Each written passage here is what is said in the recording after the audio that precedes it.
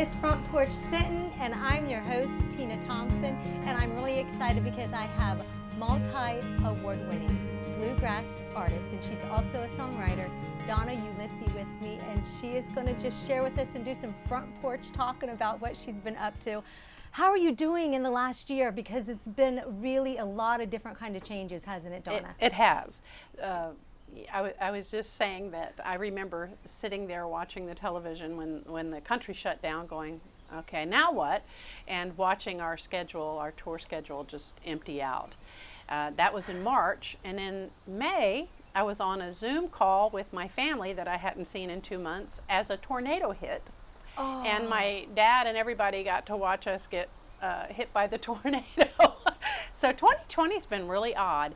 And then the good news is that we rebuilt, and we rebuilt something really extraordinary. We put a place up that I do songwriting workshops now, and so I can't wait for the country to heal enough to start the workshops back up. And you know, I think that with how you just said that, with so many folks, it has been that time has frozen, but yet we got to keep on going. What was it like for you to rebuild in this time? Because it was at a time that there were so many things that I couldn't even rebuild some the back steps at my house because there was no wood. How did you guys do that? It was a real nightmare because where we live out in the country, and so neighbors are not so close, and the thing came and took all the neighbors out. So there was lots of rebuilding, and everybody was snatching and grabbing the few contractors that were available, because I don't know if your listeners would remember, but in March, Nashville got really nailed by a large tornado that came down through our town also. It came out of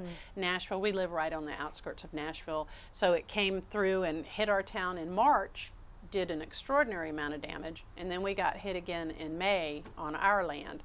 So finding people to do the work was a trick, and then, you know, they were busy doing other things, so they'd show up for a day and then we wouldn't see them for a week or two. Then they'd show up for another day, so it took us 4.5 months, and but we're here now. I've been decorating. And that's what I loved, because you said there have been some changes, but there has been some good out of it. We got to find the good in 2020. Exactly. You know, had we been hit by the tornado when we were touring, we wouldn't have been able to rebuild, because we had to be there. We had to oversee it and be there. So it just worked out. Sometimes things happen and we just don't know why, but then at the end we go, oh yeah, maybe that could have been the reason why. Well, we're here to talk about your music and everything. So you originally didn't start out with bluegrass. So what's it been like since you've been in the world of bluegrass? It's been incredible. It's home. I realize I'm married into bluegrass, so I've been married. I like to say we watched T-Rex dance the last dance before T-Rex died and Rick and I met. And my wedding was actually was opened up by Ralph Stanley and the Clinch Mountain Boys singing Little Maggie. And I remember standing there in my wedding gown going, what is that? I turned around to my husband because they hit this odd note. And I said, Rick, what is that? He goes, that's bluegrass, sweetheart. Welcome to the family.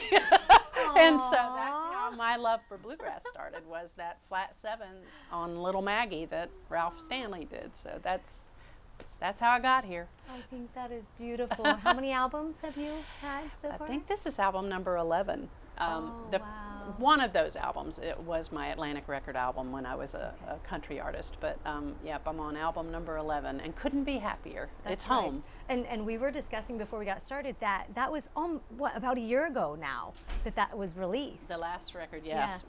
Yeah. And I was remembering how excited I was, because this is my first release on a label called Billy Blue Records, and my dear friend Jerry Salley is running the bluegrass division of that, and I was so excited about it, and then the world shut down. But it's still exciting. I'm getting lots of airplay.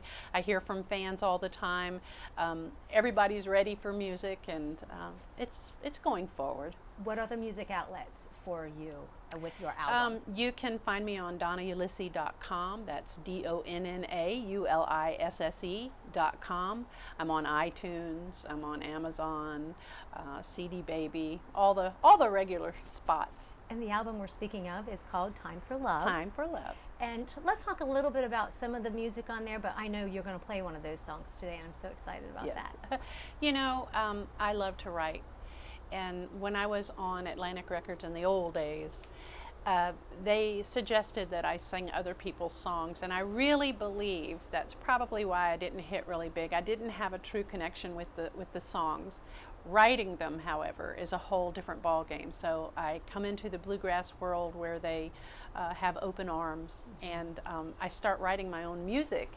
And this record is a reflection on love. Time for Love is it sort of sets the stage, the good parts and the bad parts about love, and the love for the music, which is the song that I'm going to do for you guys. It's really about the genre of bluegrass, and it was fun. It was a fun song to write. Donna, you mentioned about your songwriting, so you do some workshops, and I don't want to go without mentioning that because you offer that to folks. I do. We have a wonderful workshop called Little House Songwriting Workshops, and out of that workshop we have written multiple #1 records with other, you know, I tell this because if you are a teacher out there, you'll totally get it. They show up at our door with just a guitar and a dream, like, you know, okay, I'm here and we're gonna write songs, and that's usually a Saturday morning at 10 o'clock, and by Sunday at 5 when we dismiss the classes, it's really heart-wrenching to say goodbye, but they have a pocket full of good songs, and by cracky they've been hitting #1s. So we've been getting lots of big cuts out of the workshop, and it's so fun because I get to watch it happen, and I get to watch their dreams come true, and it's really a lot of fun. And the song that you are going to sing today is When I Go All Bluegrass on You. I love that title. Yeah, I'm Italian. Did I mention that? Well, the truth is, I had a writing appointment with Jerry Salley, and he was late. And I was sitting out in my little house waiting for Jerry to show up, and he kept calling and saying, it's going to be another 30 minutes, it's going to be another 45 minutes. Well, you know, 2 hours go by, and I thought, you know, when he gets here, I might just go all bluegrass on him. And then I thought, wait a minute, that sounds like a good song. So I started writing it in the little house, and then I bring it in where my husband, this is my husband, Rick Stanley, and he was in the kitchen, and I said, honey, do you have time to just listen to what I've got started? And he hears it, and I could tell he doesn't talk a lot of feedback usually at first. You know, he's like real reflective, and he's doing this, and I said, do you think I should wait till Jerry Salley gets here to finish the rest of the song? And he grabs my guitar and he said, nope. So he sat down and wrote the second verse. I mean, it just fell out of his mouth, and I'm happy to say that this went #1 in September and stayed at the top of the charts for a while, so we're really excited about the song. Donna is accompanied on guitar by her husband, who is from the iconic bluegrass Stanley family, Rick Stanley, and it's Donna playing her When I Go All Bluegrass on You.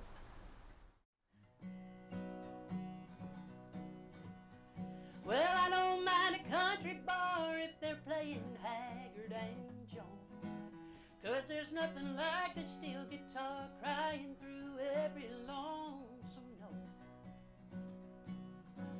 But I long to hear a tenor voice like Ricky when he's reaching for the sky, or a Martin in the hands of Del McCurry when he lets that G run fly. I love to hear a banjo ringing out. I love that doghouse bass in my face and a fiddle soloing loud. You'll watch my mountain heart melt right into when I go all bluegrass on you.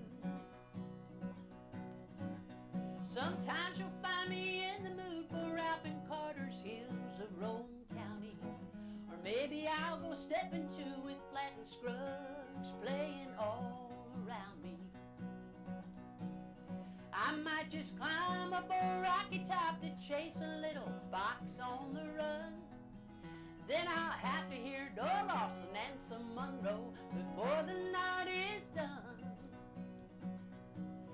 I love to hear a banjo ringing out. I want that doghouse bass in my face and a fiddle sawing loud. You'll watch my mountain heart